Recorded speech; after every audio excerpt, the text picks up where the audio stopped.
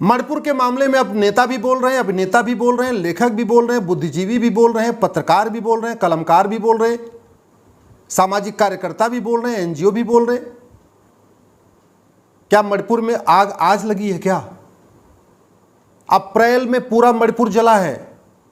अप्रैल में वहां पे जो मितेई हिंदू हैं उनका घर जलाया गया, उनका मंदिर जलाया गया, उनका मठ जलाया गया, उनका जो रहने का आसपास का जो पूरा मकान था उसको जलाया गया, उस हिंदुओं की दुकानें जलाई गई, बहन बेटियों के साथ बलात्कार हुआ था अप्रैल में, लेकिन कोई नहीं बोला।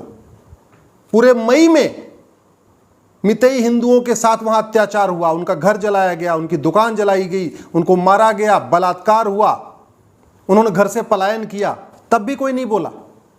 पूरे जून में हिंदुओं के साथ अत्याचार हुआ, अपना अपना घर छोड़ के भाग गए,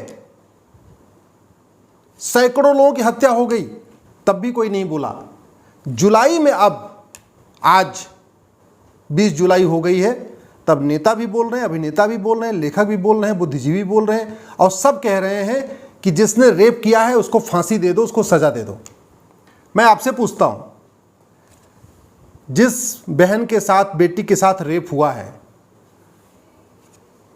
उन बलात्कारियों को फांसी होनी चाहिए, लेकिन क्या उन दो बच्चियों का वीडियो आया है, उनके बलात्कारियों को फांसी देने से मणिपुर की समस्या खत्म हो जाएगी क्या? बलात्कारियों को फांसी देने से मणिपुर की घुसपैठ खत्म हो जाएगी या मणिपुर के घुसपैठिए भाग जाएंगे?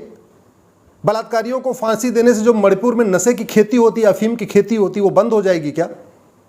बलात्कारियों को फांसी देने से जो मणिपुर में धर्मांतरण का धंधा चलता है, पूरा का पूरा मणिपुर जो है, वहां पे क्रिश्चियन मिशनरीज ने वहां पे एक तरीके से पूरा हाईजैक कर लिया सिस्टम को, क्या धर्मांतरण रुक जाएगा? क्या बात कर रहे हैं? आज 3 महीने बाद नींद जागी है, सब लोग कह रहे हैं फांसी दे दो, फांसी दे दो, फांसी दे दो। फांसी देने के बाद न मणिपुर में हिंसा रुकी है, न आगे रुकेगी, न वहाँ धर्मांतरण रुका है, न धर्मांतरण रुकेगा, न घुसपैठ रुकी है, न घुसपैठ आगे रुकेगी। बलात्कारियों को फांसी देने से ड्रग स्मगलिंग नहीं रुकेगी। बलात्कारियों को फांसी देने से वहाँ जो हथियारों का इतना बड़ा कारोबार होता है, इतने एडवांस वहाँ पे राइफलें उनके पास हैं, पूर्वोत्तर जो मणिपुर के अलगाववादी हैं, जो क्रिश्चियंस टेररिस्ट हैं, उनका हथियार खत्म नहीं हो जाएगा। इसलिए मैं फिर आपसे निवेदन करता हूँ, ये जो भाषणबाज आ गए हैं बीच बीच में, जब सब दुनिया भर की बातें कर रहे हैं, इस पे नहीं, आप जरा गंभीरता के साथ सोचिए। जब तक घुसपैठियों को फांसी देने के लिए कानून नहीं बनेगा, घुसपैठ को राष्ट्र की सुरक्षा के लिए खतरा घोषित नहीं किया जाएगा, घुसपैठियों के ऊपर एनएसए नहीं लगेगा, घुसपैठियों के ऊपर यूएपीए नहीं लगेगा, घुसपैठियों के ऊपर गैंगस्टर एक्ट नहीं लगेगा, जब तक घुसपैठियों की 100% प्रॉपर्टी जब्त करके उनको आजीवन कारावास या फांसी की सजा का कानून नहीं बनेगा, तब तक घुसपैठ खत्म नहीं होगी। घुसपैठ खत्म नहीं होगी तो मणिपुर में शांति नहीं आएगी।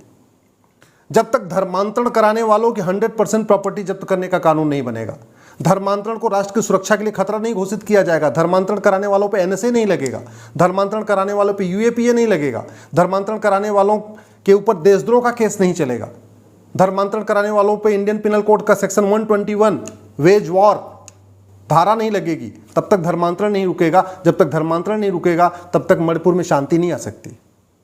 जब तक ड्रग स्मगलिंग को भारत की राष्ट्रीय सुरक्षा के लिए खतरा नहीं घोषित किया जाएगा, ड्रग स्मगलर्स को फांसी देने का कानून नहीं बनेगा, स्पेशल ड्रग के लिए स्पेशल कोर्ट नहीं बनेगी, ड्रग स्मगलर्स के ऊपर यूएपीए लगा के एनएसए नहीं लगाया जाएगा, जब तक ड्रग स्मगलर्स की 100% प्रॉपर्टी जब्त करने के लिए कानून नहीं बनेगा, उनको आजीवन कारावास फांसी देने के लिए नहीं बनेगा, तब तक मणिपुर शांत नहीं होगा। क्योंकि मणिपुर का मेन धंधा है अफीम की खेती, वहाँ अफीम की खेती चल रही है, वहाँ पे म्यांमार के रास्ते से वहाँ पे अवैध हथियार आ रहे हैं, म्यांमार के रास्ते से वहाँ रोहिंग्या आके बस गए हैं, जबरदस्त वहाँ घुसपैठ हो रही है, पूरा वहाँ मिशनरीज धर्मांतरण करा रही हैं। जो वहाँ पे मितेई हिंदू रहते हैं बेचारे, वो कितने बचे? 45% के आसपास हो गए। जहाँ 80% हिंदू थे मणिपुर में, आज 42-45% हो चुके हैं। तो समस्या का स्थायी समाधान उन बलात्कारियों को फांसी देना नहीं है। फांसी होनी चाहिए, लेकिन इस समस्या का स्थायी समाधान नहीं है। इससे देश की एकता अखंडता मजबूत नहीं होगी, इससे मणिपुर में शांति नहीं आएगी।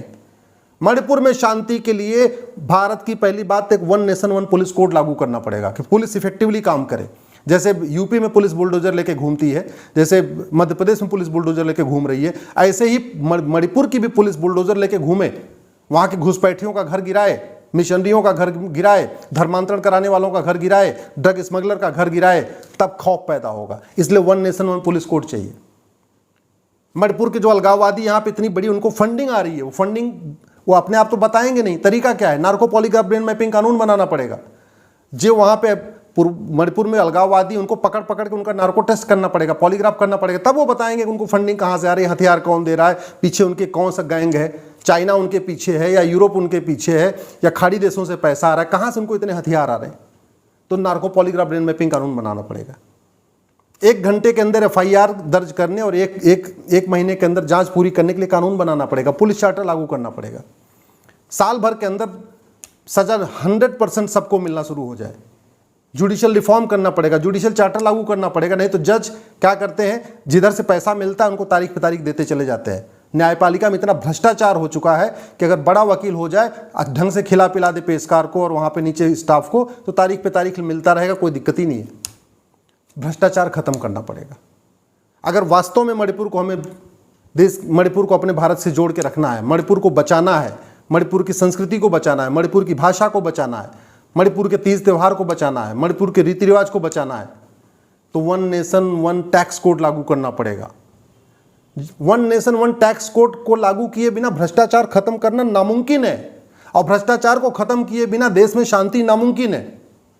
घुसपैठिए घूस दे के आते हैं, चाहे वो बांग्लादेशी घुसपैठिए हो, चाहे रोहिंग्या घुसपैठिए हो, चाहे वो असम में जो घुसपैठिए आ रहे हैं, या बंगाल में जो घुसपैठिए आ रहे हैं, या चाहे मणिपुर में घुसपैठिए आ रहे हैं। 2000 रुपये बॉर्डर पे देकर अंदर घुस जाते हैं, 2000 रुपये में राशन कार्ड बनवा लेते हैं, 2000 रुपये में ड्राइविंग लाइसेंस, 3000 में ड्राइविंग लाइसेंस बना लेते हैं, 2000-3000 में बर्थ सर्टिफिकेट बना लेते हैं, 10,000 रुपये खर्च करते हैं, पासपोर्ट बनवा लेते हैं, 10 से 20,000 रुपये में 5-5, 6-6 डॉक्यूमेंट बनवा लेते हैं। जब तक भ्रष्टाचार को देशद्रोह घोषित नहीं किया जाएगा, जब तक घुसपैठियों और उनके मददगारों की 100% प्रॉपर्टी जब्त करने के लिए कानून नहीं बनेगा, जब तक घुसपैठ को राष्ट्र की सुरक्षा के लिए खतरा नहीं घोषित किया जाएगा, घुसपैठियों पर NSA नहीं लगेगा, जब तक घुसपैठ को देश के खिलाफ एक युद्ध घोषित नहीं किया जाएगा, और इंडियन पिनल कोड का जो सेक्शन 121 है, वेज वॉर, कि देश के खिलाफ जो युद्ध करे उसके खिलाफ सेक्शन 121 लगता है। ये घुसपैठिए क्या करने आ रहे हैं, देश के खिलाफ युद्ध करने तो आ रहे हैं। तो ये जो मणिपुर में घुसपैठिए आए हैं, जो बंदूक लेके घूम रहे हैं, इनको ऊपर सेक्शन 121 क्यों नहीं लगा रही सरकार? मैं फिर से बार बार कह रहा हूं, नेता बहुत अच्छी बातें करें, बहुत बड़े बड़े भाषण दें, उससे जमीनी हालात नहीं बदलते। चाइना के नेता कभी बहुत बड़ी लंबी भाषण नहीं देते। चाइना का राष्ट्रपति जो जिनपिंग है, कोई बहुत लच्छेदार भाषण नहीं देता, कोई बहुत बड़ी बातें नहीं करता, लेकिन चाइना में न घुसपैठ होती है, न धर्मांतरण होता है, न इस तरीके का आगजनी होती है, न इस तरीके का हत्या होती है, न इस तरीके का बलात्कार है, न इस तरीके का वहाँ क्राइम नहीं है। सिंगापुर के जो प्रधानमंत्री हैं वो बहुत बड़ी बातें नहीं करते, लेकिन सिंगापुर में देखिए शांति है, समृद्धि है, खुशहाली है, बिजनेस व्यापार बढ़िया चल रहा है। सिंगापुर में घुसपैठ नहीं होती है, सिंगापुर में धर्मांतरण नहीं होता। क्यों? क्योंकि कानून बनाते हैं। भारत में कानून की कोई लागत नहीं होती। तो चाहे वो मणिपुर की समस्या हो, बंगाल की समस्या हो, केरल की समस्या हो, कश्मीर की समस्या हो, इन समस्याओं का समाधान बातचीत करने, चर्चा करने, टीवी डिबेट करने, संसद में तू मैं करने से नहीं होगा। समाधान है कानून, और जिसकी कोई लागत नहीं होती। इसलिए मैं आप लोगों से निवेदन करता हूं, अपने अपने सांसदों के पास जाइए, 10 लोगों का ग्रुप बना के, 15 लोगों का ग्रुप बना के, 20 लोगों का ग्रुप बना के, और एक ही सवाल पूछिए कि जो समस्या भारत में है वो चीन में क्यों नहीं है, सिंगापुर में क्यों नहीं है, अमेरिका में क्यों नहीं है, जापान में क्यों नहीं है। इतना सवाल पूछिए। अल्टीमेटली कानून सांसदों को बनाना है, ना आपको बनाना है, ना मुझे बनाना है। कानून उनको बनाना है, और कानून की कोई लागत नहीं होती। अपने अपने सांसद से पूछिए कि हाईवे तो बन रहा है, एक्सप्रेसवे बन रहा है, एयरपोर्ट बन रहा है, सब कुछ बन रहा है, राफेल भी आ गया खरीद के, हम कठोर कानून क्यों नहीं बना रहे हैं, हम पुलिस रिफॉर्म, जुडिशियल रिफॉर्म क्यों नहीं कर रहे हैं। अगर मेरी बात ठीक लग रही हो तो इस वीडियो को अपने सभी साथियों को जरूर भेजिएगा, अपने दोस्तों को जरूर भेजिएगा, और अपने सांसदों को टैग करके ट्वीट करिएगा। और हो सके तो कम से कम एक दिन 15 लोगों का, 20 लोगों का, 30 लोगों का ग्रुप बना के अपने सांसद के पास जाके इतना पूछिए कि जो समस्या भारत में है, चाहे वो घुसपैठ हो, चाहे धर्मांतरण हो, चाहे जो भी समस्या है, ये सिंगापुर में क्यों नहीं है, चीन में क्यों नहीं है, और अगर कानून जब कोई लागत नहीं होती तो अच्छा कानून क्यों नहीं बन रहा है।